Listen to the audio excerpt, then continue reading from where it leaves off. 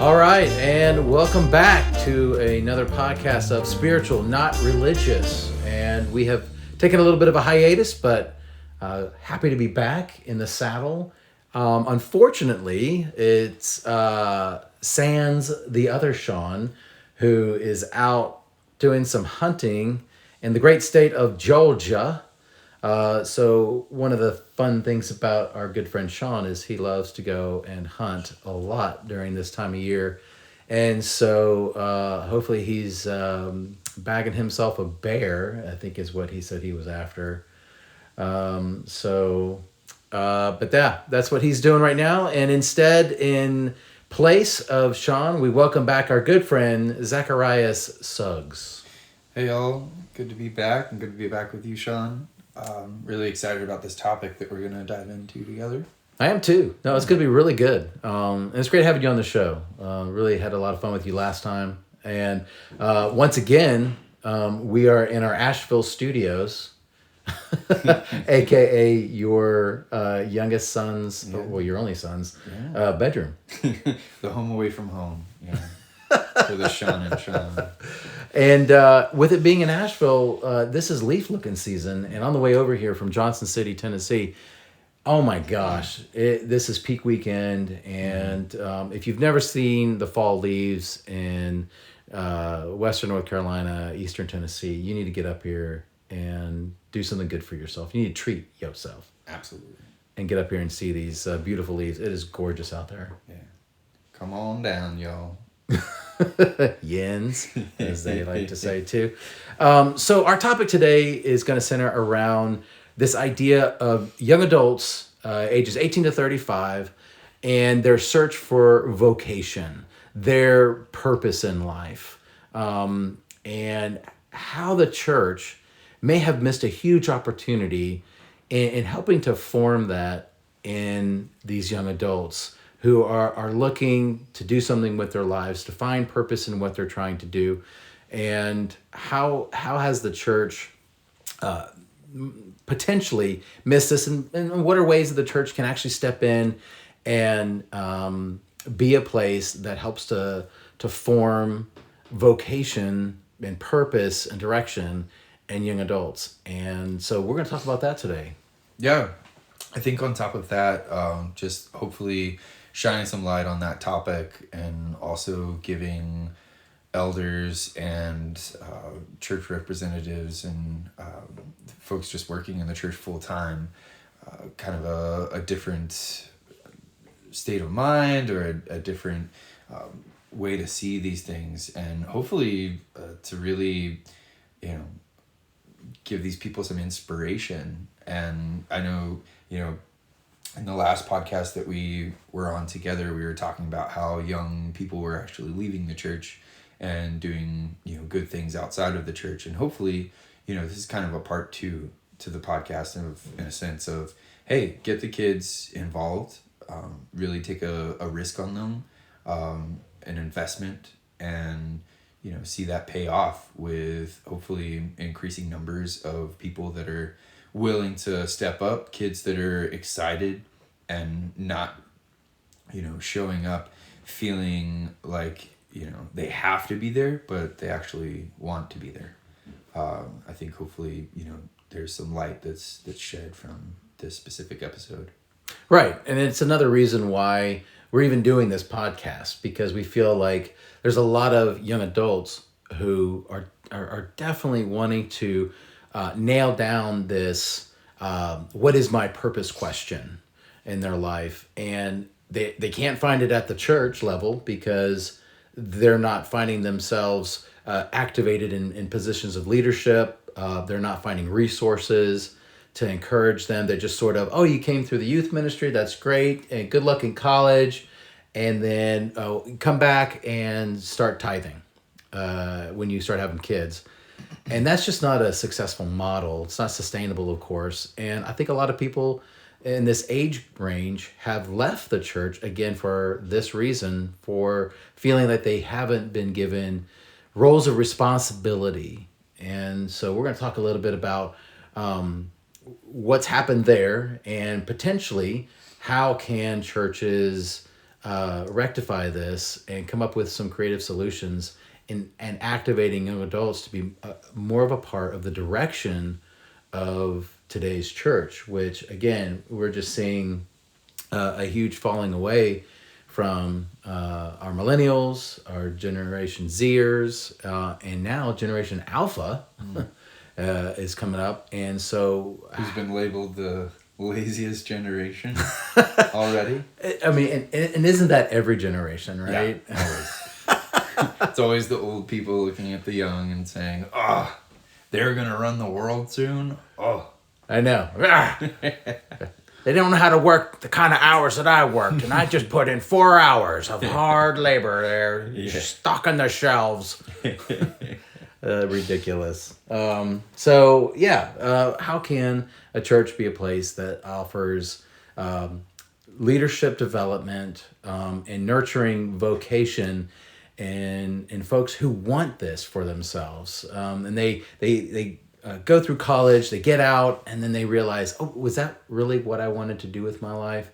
And how can the church have more of an influence, more of a voice, and a role in helping folks kind of determine, hey, what is God's purpose for your life? I think it almost tracks back to conversations that we've had before, in which we spoke about the last podcast about how we continuously talk about what our perfect church service looks like, or what our perfect church building looks like. And in my mind, I mean, the church is supposed to be the, right hand to the leaders in the area. If you look back at, biblical stories, there's someone of the faith, there's someone following the spurring of the Holy Spirit in almost every stage of government and every stage of business. And you see that when they really lean into what God has for us, what promise he has for us, and everything that he wants to challenge us in, if we really lean into that, he opens up a lot of amazing doors and gives a lot of wisdom and expertise. And it's really just what I see the church should be a powerhouse of knowledge. And I don't want to get too prosperity gospel, but like also there should be a sense of looking at people that are leaning into God's word, that are leaning into what he has for us, and maybe not seeing us as a rich group of people, but more just a fulfilled and an excited group of people that are coming up with all these new ideas and really investing in each other and local businesses around. I feel like that's really who we should be, where we should be. And there are some shining lights out there. There are some churches. I mean, in my years past working with Bethel Church, I'm actually really excited and proud of what they're doing over there. They have a small business center. They themselves actually have saved multiple local businesses in the Reading area by, putting people in charge of those certain things and really investing in the community, investing in the local businesses in the area. And you can see, a little bit of a change in that. I mean, we could always do better. They could always do better. But, hopefully, kind of going in the right direction. But yeah, I feel like we should be kind of a powerhouse when it comes to strategy in business, strategy in politics, strategy in life in general. We should be that right hand. Right, which brings up an interesting point that I think we're finding in a lot of churches, and that is there's probably a lot of fear around wanting to bring in these younger voices to help mold and shape the structures of the church, to shape the vision and direction of the church. I think there's a lot of fear around those who are in positions of leadership who have a lot of life experience and they're of an age where they feel like because they're as old as they are, they've had the experience that they've had, that really they're the ones who are best suited to make these decisions for the church, when you're missing out on this opportunity to bring in a fresh voice, fresh creative ideas. And one of the things that I've noticed is that there are so many young adults who are already in positions of leadership, and they're in the CEO seat. They are in the COO seat. They are in management seats at young ages now, and are helping to propel their businesses forward. And yet, in a lot of churches, we see the exact opposite. We see this shunning of these young adults, and there's a fear there that needs to be overcome somehow. And I'm not sure what that looks like. All I know is to say that you've got this population of young adults, these up and coming young adults, who can bring a lot of their own wisdom. It might not be years of experience, of trial and error, but their creativity, their response to their own jobs has been to propel success, to bring fresh ideas. And so I think that, again, a lot of young adults see this resistance in churches, and they don't want to be a part of that. They'd rather, well, I can just go figure this out on my own, which it's such a missed opportunity for the church as a whole. Now, there's a lot of churches that are seemingly getting this right. They're inviting in young adults to not just be the token voice on a committee. They've got seats on the council. They've got seats on the board, or whatever it is your church calls for, your governing body, to make the hard decisions. And they're giving them places of authority, and those are the churches that you see succeeding, and they feel alive because there are fresh voices, there are fresh and creative ideas being presented because they're given opportunities. Oh yeah, I mean, put yourself in the shoes of these young adults that are coming up with all of these really innovative ministries and really innovative ideas for business. I mean, we're looking at some of the youngest entrepreneurs that are actually coming out of these generations because they're resisting the workforce, because they're seeing it's doing nothing for them. Backing away from that and actually saying, okay, like, I can actually make more money on my own doing things that I know I'm good at, and filling those gaps where they need to be filled, and making a lot of money while in the process. And, I think we have a lot of innovation. We have a lot of fire built up in these young adults that are wanting to make a difference in the Right. church. And, put yourself in the shoes of those young kids and see, how amazing it feels when someone that you look up to, someone that you see on a weekly basis leading this, large or small congregation, you look up to that person and you see them as a wealth of knowledge of, you see them as this person, this leader that you'd follow anywhere. And, imagine that person coming up to you and saying, hey, I've got this big project that I need you to take. And, 9 times out of 10, you yourself are going to accept that challenge with excitement, and you're going to say, all right, let's go. Like that, I put myself in those shoes. I love challenges like that. And I love when people believe in me to the point where, they see something that's important. It's not just a sleeping bag drive. It's, important. Well, sleeping bag drives are important. Yeah, in a sense. Yeah, I mean, But it's just a bigger picture. They're not the only thing. There's a bigger picture, yeah. And I think it's those bigger picture items that the kids are hungry for, that I was hungry for, that, hopefully, Zac, most people are. So. We want you to help with the sleeping bag drive, but we also want you to take this service and lead it. Yeah. Bring your ideas, hire the people, what vision do you have for it? Go do it. And, that itself is exciting, but at the same time, you have to back it up with support. And it's almost to the point where you can't just let the younger Well, person, how can we support them? Yeah.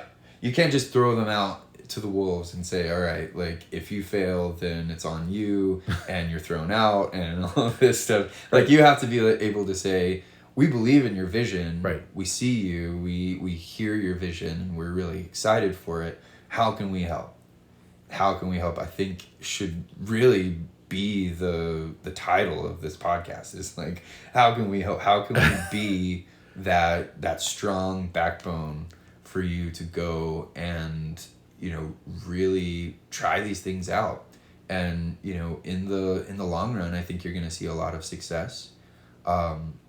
Sure, there's going to be a few small failures, but that's life. That's the human condition. And we were talking about this before we started this podcast, and you brought it up, and I thought it was brilliant, was the risk factor that I think a lot of churches might not be willing to make. And that could be for a variety of reasons, financial probably being at the top. Like, we don't have the means to take a risk on this project, on this person that we're just not sure about. And not that it always has to be a financial risk, but just the risk alone that a lot of churches are unwilling to make. And yet that's what it takes in every other facet of our life. There are risks that are inherent to everything that we do. Yeah. And how can the church embrace that a little bit better, and so that it can take a higher risk tolerance for young adults? Yeah, I almost feel like we've kind of lost the David spirit, Talk to me about, what is the David spirit? David spirit is just looking like a fool, dancing in the street. Okay, all right. So you're talking about David, the Old Testament, is when he went, and he was at the time this up-and-coming leader, and he's out dancing around the streets, almost half naked. Yeah. But he's doing it for God. Yeah. And he's dancing naked for God. That's an interesting podcast right there. I don't know. What do you think about that? I don't know. It's more like an after hours thing. But yeah, I mean, we've lost that spirit of, hey, like, I know that I'm doing the right thing. I know I'm heading in the right direction. Sure, might take some wrong turns here and there, which David did. You look, yeah, absolutely. But if you look at the long-term investment in the person that David was, you see so many positive things. Yeah, like, sure, there were some really bad things, some things that he made some poor choices. Yeah, that could have gone better. Yep. But in the long term, you see a really strong, capable leader who was sold out for God. I mean, if you look at the Psalms, you see his heart for the Lord. And, anyone at any moment could have said, no, like, you're not capable because you made these mistakes. But in the long run, there was an investment in him. Right. It paid off. And I love how you're starting that off with ideas to give to church leaders on how they can approach young adults and have rationale for including them more and more in their decision making. And that is just look no further than in the young adults that were used in a lot of different powerful ways in the Bible, David being one of them. I think you can also use the model of Esther, a very young lady who becomes queen all of a sudden and has to make some really difficult choices. Yeah. Joseph. Yeah, pulling off, getting Egypt through one of their worst famines. Yeah. How about, and the easy one here is Timothy, right? Yeah. The young disciple to Paul. And he's like, hey, listen, don't let anyone look down upon you because you're young, but be an example. And I think we lose the opportunity of giving young adults the opportunity to be the example to the believers in faith and speech and love and all of that good stuff. We lose that opportunity when we just say, no, we don't want to take that risk on young adults. I also think of the example that Jesus gave his own disciples, who many of them were considered not very old men. Some of them might have been even teenagers or young adults even. So he gives them a responsibility. Like, hey, we got 5,000 plus people we need to feed. I need you to figure it out. And they figured it out through a little boy with 5 loaves or how was it? Was it 5 loaves and 2 fishes? Yeah, something like that. Okay, all right. So he had some fish and he had some bread, right? But yeah, I mean, the point is, Jesus gave them that opportunity to go do it. Now, whether they did it or not, or whether they failed, whatever, he gave them the opportunity. And I think that's the biggest thing that I think a lot of young adults are looking for. Just give me the opportunity. Yeah. But we're also seeing a lot of young adults, again, in positions of great responsibility, and allow them that in your church to help cast vision, help to change up some things. But another issue I think in churches is we just don't want to let certain things go. Well, if we bring in the young people, they're going to want to change the color of the carpet. They're going to want to do something different, that it's been this way since the time of Moses, and how dare we try to get in there and change something up that, again, this archaic thinking that is so pervasive in a lot of churches is just driving the creativity and the passion and the vision and the fire that you mentioned, Zach, away from churches. And I think that's another reason why we see so many just kind of not going anywhere. Mm-hmm. They're spinning their wheels. Yeah, I'm encouraged though by a few church bodies that I know of, senior pastors that are actually giving these mantles over to these younger folks. I can think of one specific example of a church that I was going to where the older pastor was aging out, and he was actually tipping his hat to statistics saying, all right, yeah, like as I age out, there's a real danger for the church to actually, start aging out as well, and for this huge change to come to the church that might be unsettling. We might lose a lot of people. And he thought proactively in the sense that, okay, I'm going to go ahead and start giving more and more responsibility to this younger pastor, more and more responsibility to this younger leader in the church. And we're seeing a really healthy church body with the sense of, all right, as I'm aging out, I'm bringing this new pastor in right beside me who's making just as important, decisions as I am. And people are seeing that, and people are starting to trust him more and starting to really realize that, that everything's going to be okay. Even though this older pastor is getting ready to retire, everything's going to be okay. And there's not this huge shakeup of, okay, our senior pastor's gone, now what? There's a really smooth transition that's going to happen. So yeah, I mean, even he is taking a gamble, but he's also putting an investment into that young pastor's life. Yeah, exactly. And I think I just want to call out, if you're listening and you're a church leader, I challenge you, I dare you to go out and seek and get young adults and give them real positions of authority, a seat at the table, not just in the room, and watch what that does for your church, your organization long term, and see what that doesn't evoke in the communities that your churches are in. Because trust me, I know that some churches, yes, are getting it right, but a lot of the churches are not. And again, it's a big reason why we get this spiritual, not religious crowd who don't feel welcomed, don't feel a part of any kind of the decisions that are happening without their influence. And so I dare you, I challenge you to reach out to some of the young adults in your community. If you need to go to a nearby college, if you need to start frequenting Starbucks or coffee houses, or find where your young adults are in your community and start inviting them into helping shape the future of your church. And you might be afraid that they don't know all the scripture verses or all the books of the Bible in the order that they are. And you know what? You need to let some of that go and allow the Holy Spirit to start working on their hearts, working on your heart, and start to foster this community that is so desperately missing in so many of our churches.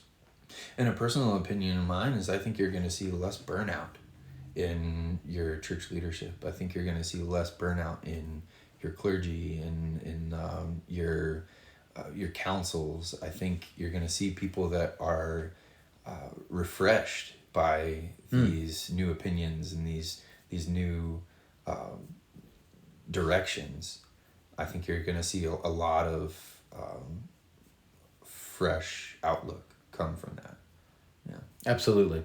All right, well, we're going to take a break right there, and we're going to come back. And when we do, we're going to talk about a few other strategic pieces for church leaders to consider, and also hopefully give some fresh encouragement. If you're a young adult and would love to be plugged into a church community, but you're just not sure that you want to do it because you've been rejected so many times, hopefully we can also encourage you guys to keep trying, don't give up, because trust me, the church needs your voice. All right, we'll be right back. Okay, and welcome back. And so glad that you are part of this podcast.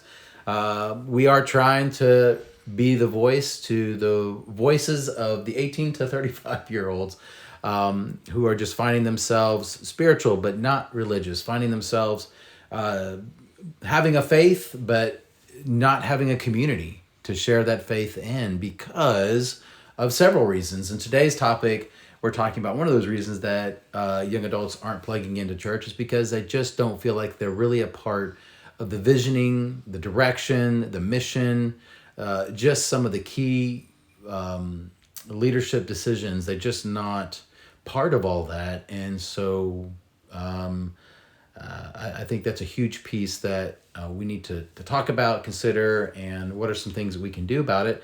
And one of those things I want to bring up is there's a great book written by Kara Powell, Jake Mulder, and Brad Griffin called Growing Young. Actually, I think they just came out with another book that I need to go check out. But in this book, Growing Young, all church leaders need to read this. This is without a doubt one of the most influential books. If you're trying to make some key changes to help your church be more of an influence in your community, you've got to get this book. But in one of the chapters, they talk about something called unlocking keychain leadership. And this idea of putting keys, and this one will be more metaphorical, but literal here, where they put keys in the hands of young people to unlock the church, to get in, to go do ministry, to go do things that were of significant value to the church. But here we're talking about how can we give these keys to young adults to have more ownership and leadership in the church that they are in. And in the chapter here, and we'll talk a little bit more about this, but they say no matter what your role, and that's for those of you who are serving in churches, no matter what your role is in the church, here's what we want you to know. If you are willing to entrust your keys to young people, they will trust you with their hearts, their energy, their creativity, and even their friends. Yes, it can sometimes seem more like work than it's worth, but if you give them your access, you have the opportunity to touch a whole generation. That's huge. Yeah. I mean, I just go back to really what we talked about in the first segment of feeling, that feeling of importance, that feeling of trust. I think trust is such a huge and integral part of co-working. And, if a young person, someone with vision, someone with that fire that we talk about is feeling this trust, I think it's reciprocated, and I think it's met with real, inspiration and also respect. I think if you give me trust, if you say, Zach, I trust you with this specific task, I feel that sense of responsibility and I feel that sense of respect and, want to give it back straight to you. Right. Exactly. And one of the first steps I think that church leaders can start to do is just recognize the young adults in your communities, and let them feel seen and heard. I think a big problem has been that a lot of church leaders just don't really surround themselves with youth. They're just not really a part of what's going on in their community, and this is going to take a little time and effort, but you need to find out where they are. You need to start getting to know them. Let them begin to know you. And if they're at your church, push past the older generation and get to these young people. Do not let them leave your doors without shaking their hands, without getting to know them, and having meetings with them, and finding out ways in which you can encourage them in their leadership, their ideas. But it starts with, they have to be seen. You have to see them. Yeah. Give them the interview. Like, that's the thing. You see the age on the resume, or you see the age on the application, and, we like to think that we're not an ageist type, personality as the church, but I feel in some cases that we are. Both ways. I feel like there needs to be respect from the younger generations to the older, but same goes for the older to the younger. I think there needs to be a sense of that trust and respect. And yeah, give them the interview. Like, let them sit down, let them plead their case, let them, talk about all the things that they're on fire for. Sure, you don't want to give something to someone who's not capable of doing the job or able to do the job, or who is just going to be so flippant that, things turn out really bad. But you at least give them the interview, give them the chance to sit down and to talk and to really project the things that are going on in their mind and their heart and their own walk with the Holy Spirit. And I think that was really huge what you said, Shawn, about, not canceling out, not giving a chance to the people that, can't quote a specific verse and can't, talk about all of these different types of theology and all of these things that they're studying on a weekly basis. Like, that might not be their bread and butter. Like, sure, there are bookworms out there. There are people that lean into the scriptures. There are people that can, recite all of these different verses and chapters, but, that shouldn't be the defining factor. It really should be, okay, where is their heart, sorry, and like, where are they in their walk? There does need to be a sense of discernment, I think, is what I'm trying to get at. And I would agree with that. I would also add that I think that even if they're not strong in their faith, even if there are issues where their thoughts on a certain subject differ from yours, and maybe you think, well, that's not what it says in the Bible, I think that's still okay. Mm-hmm. I think by inviting them into the conversation, then just let those things kind of happen organically. I don't think that they necessarily need to, have all the same beliefs about, a certain subject that you might have. That's just, part of being the body of Christ. The eye and the foot are going to see things very differently, right? But it's still one body. And I think that that's part of the risk, Hey, look, we disagree over here on this subject, but we definitely agree on this over here. And, each church is going to have to figure that piece out. But I think when we start making the hard, well, if you don't fit or check every box of what we need you to be, then we can't have you in our church. That's the very thing that is keeping young adults out. Yeah. There's a lack of discipleship. There's okay, you have to meet me where I am. Right, we can't have that. You have to check all these boxes. No. There's not a willingness to be like, all right, we can iron out a few things, and I can learn a few things from you. We can agree to disagree. I can learn a few things from you. Yes, how about that? From me. Humility from the church leader. Yeah. Which, we'd love to see more of that too. I think that would be very appealing to a lot of young adults who, again, they run into just very hard, unflinching, unmoving church leaders, and I get it. They feel like if they compromise in any way about anything about what they believe, then it shows a lack of their faith. Yeah. And that's just not true. I mean, that just isn't true. Yeah, I mean, 1 Peter 5:5. Likewise, you younger people, submit yourselves to your elders. Yes, all of you be submissive to one another. Boom. And be clothed with humility, for God resists the proud, but gives grace to the humble. Yeah, we got a lot of proud hearts leading churches, and we need a lot more humility.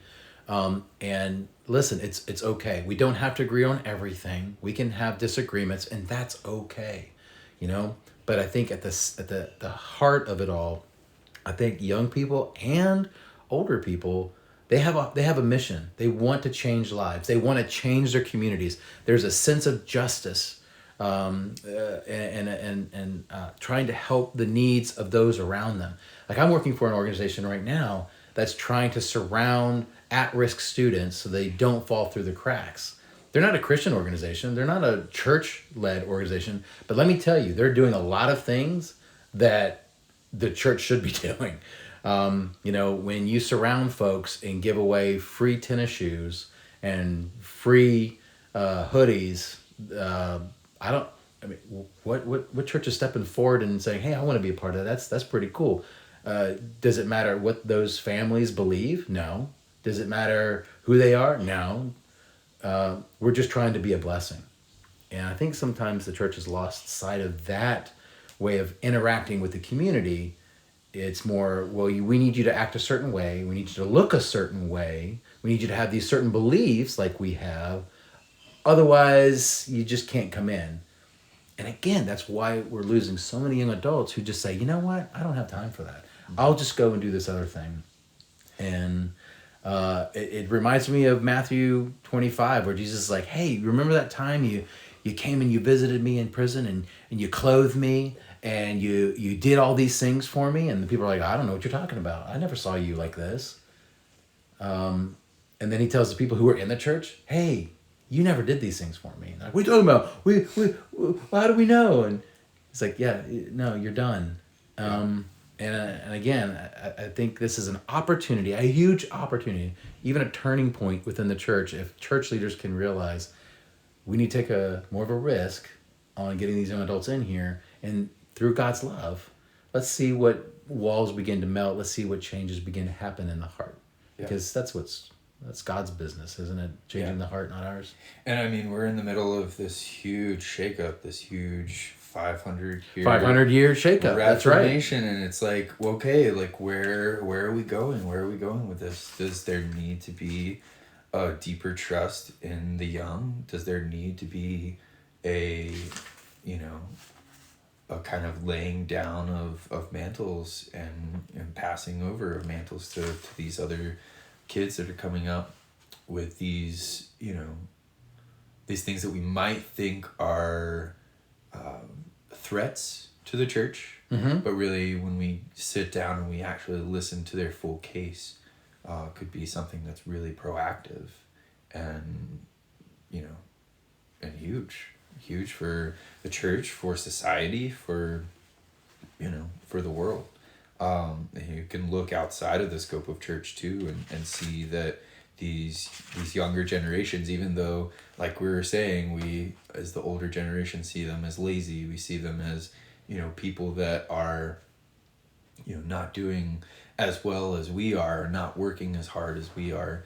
They're actually finding ways to work harder or work smarter and not harder most of the time. Like, before we were starting the podcast, I was talking to you about how the Gen Z and even the Alphas are doing a lot of stuff, outside of the traditional workforce and making more money than most people. I mean, bringing up the example of the person I told you about on Instagram, he's literally selling envelopes to old ladies and making $3 million a year. And Meanwhile, I'm working I still don't know how 9 that's to possible. 5. I know. We're talking about envelopes, right? Meanwhile, I'm working a 9 to 5, and I'm not making anywhere near that much money. So it's Yeah, like, you're young, Zach. What's the maybe, matter with you? maybe I need to turn my ear to these people, to these younger people that are realizing, okay, this is a better way to do this. Yes. Here's another section out of the book, Growing Young by Kara Powell, Jake Mulder, and Brad Griffin. Again, this comes out of the chapter, Unlock Keychain Leadership. They say that keychain leaders, they're warm, they're not distant.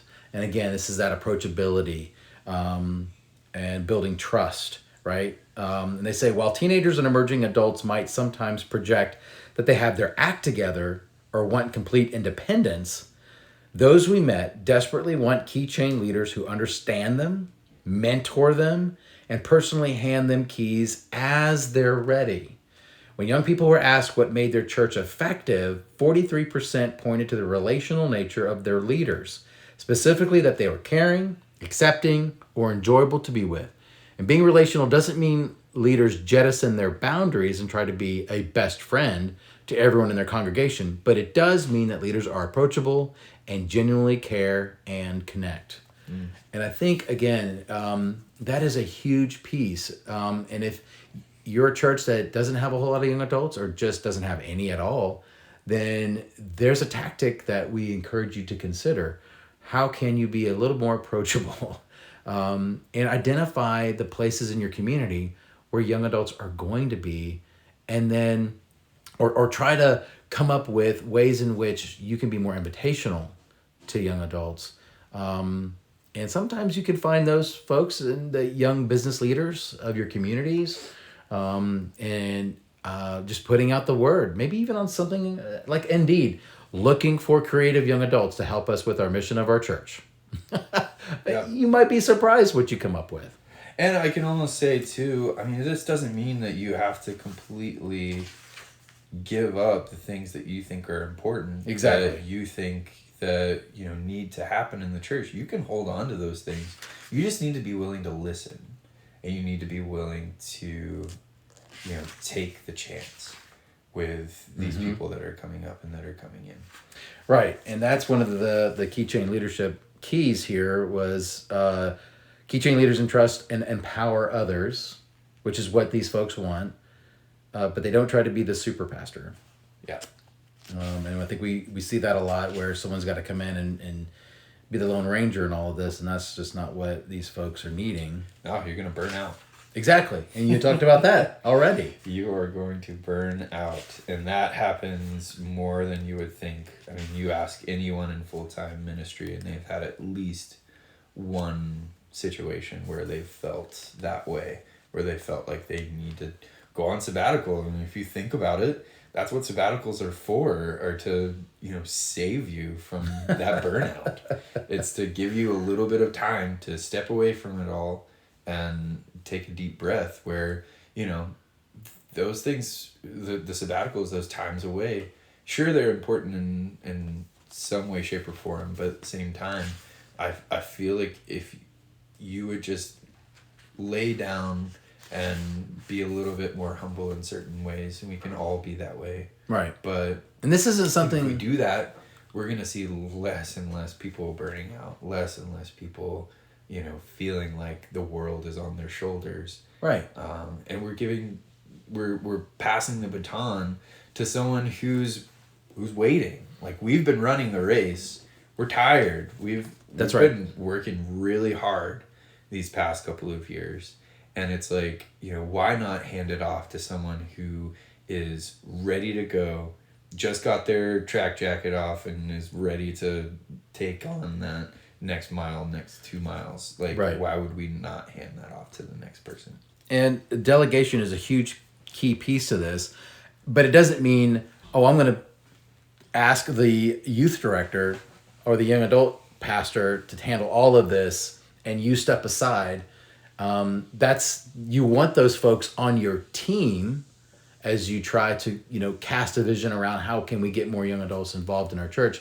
I think as a lead pastor, don't just shuffle this one off to the youth pastor and say, well, you worry about the young adult problem since, whatever excuse you want to come up with. Yeah.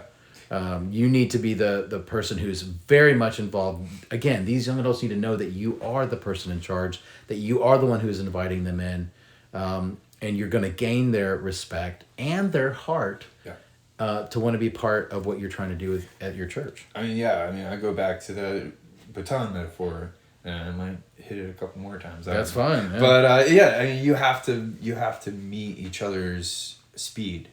Like when the baton is handed off, it's not just coldly handed off and the next person takes off. Like there's a moment where you are literally matched in speed, and that has to happen in this specific situation too. Like you have to run alongside each other before you feel the comfort and you feel the peace to hand those things off. But that takes both of you. Right. And one of the other things that we want to give to this quickly are ideas to give to you in order to engage young adults. It says, make sure your young adults are trained. Don't just throw them into the middle of the thing, but give them resources that you can do. So they mentioned several suggestions here, like read a book together, select a strategic topic that's relevant to your team, invite a young person to preach, or lead a small group and help them craft their sermon or their lesson. Send promising young church leaders to seminary. Ooh, how about that? Ask young leaders in your church about an area in which they would like the training.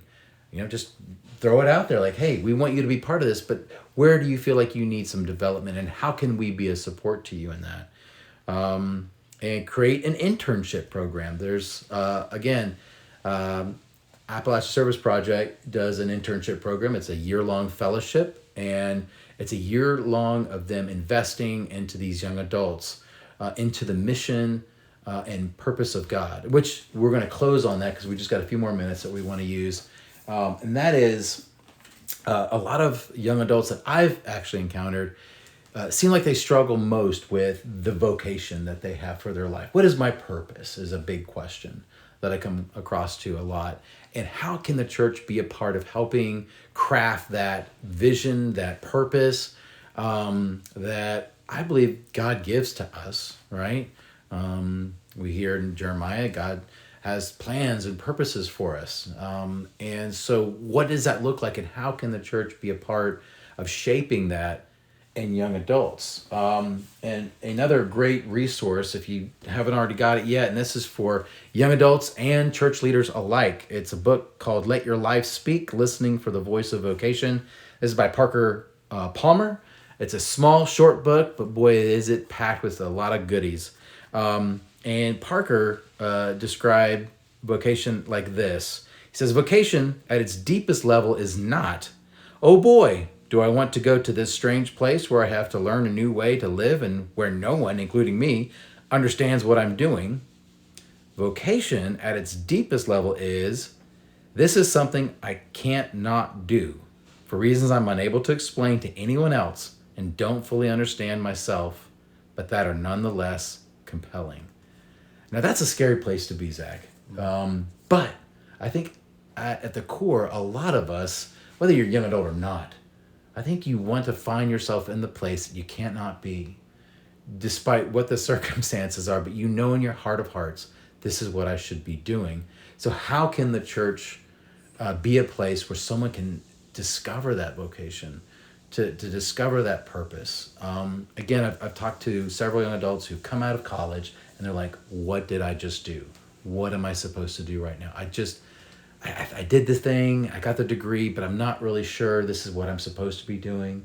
And I know you've encountered that yourself, I think, as well as you've been around a lot of people that just sort of like, what am I supposed to do now?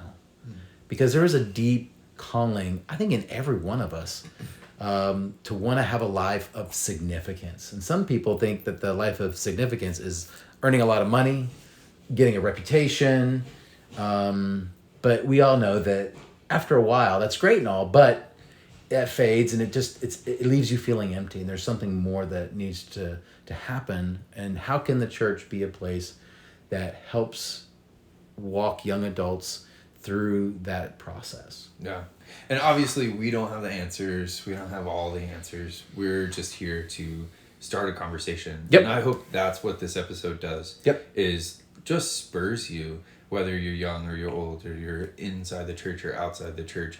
If anything can be accomplished by this one episode, is that it just starts the conversation of how can we change? Yeah. How can we get together and actually move forward in a productive and encouraging way?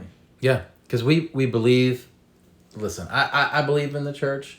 I'm kind of saddened by a lot of the direction that it's taken, but I'm also excited that there's a new voice out there. There's a new direction that it can take.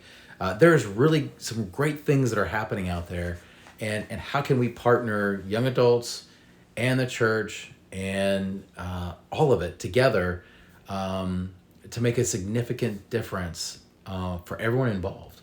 And so thank you for listening to this podcast. Thank you for your voice. Reach out to us. We'd love to hear your thoughts. Hit subscribe on this. Leave your comments. We'd love to interact with you. And we really appreciate you joining us. And we look forward to next time. Hopefully we'll have old Shawnee back with us. Get him off the tree stand and into the studio here.